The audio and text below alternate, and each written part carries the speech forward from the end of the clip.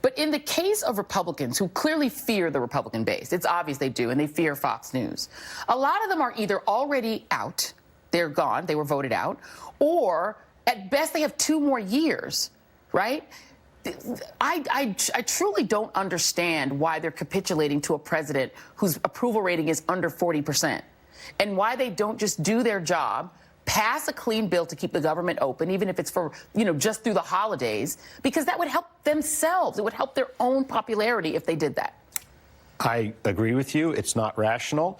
But the president, who's at 38 or 40% in the polls, is at 85% among Republicans. And if you go to conservative Republicans, which is most of them, he's higher than that. And they're just not willing to defy either Trump or that base. We saw that consistently when John Boehner was Speaker. There was a lot of speculation he was going to go out by putting an immigration reform bill on the floor because it would have majority.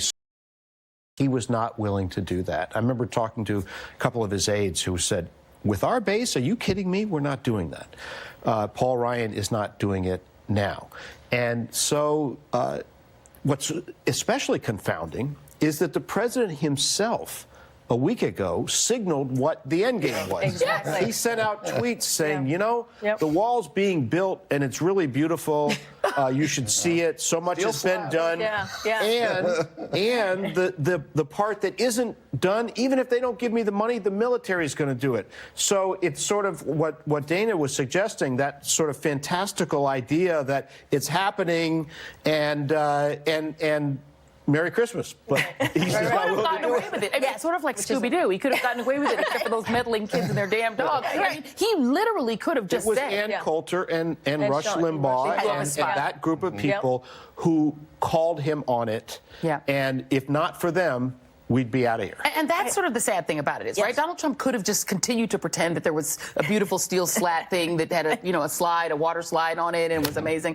I mean, and he could have sold that to a lot of people, but instead he walked back from his own public, accession to reality. And now he's back in this position because of like 3 talk radio hosts. He is weak, and he's getting weaker by the moment. And the fact that the Russia investigation, the other investigations are closing him in. Is that what this is about, keeping that 37% for the Russia investigation? Absolutely, he needs desperately to hold on to those people. If those people break with him, then he's toast. I think he's toast anyway.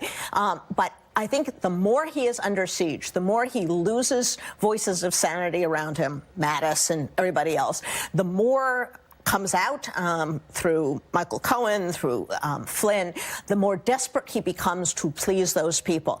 And it is not a situation in which Fox News follows the White House. The White House follows Fox News. That's correct. Yeah. That's where Trump came from. Is bragging that he basically told him what to do. And he exactly. did. But maybe the Democrats should go negotiate with Rush Limbaugh, because apparently Trump needs to check back with him. He's the principal here, I guess.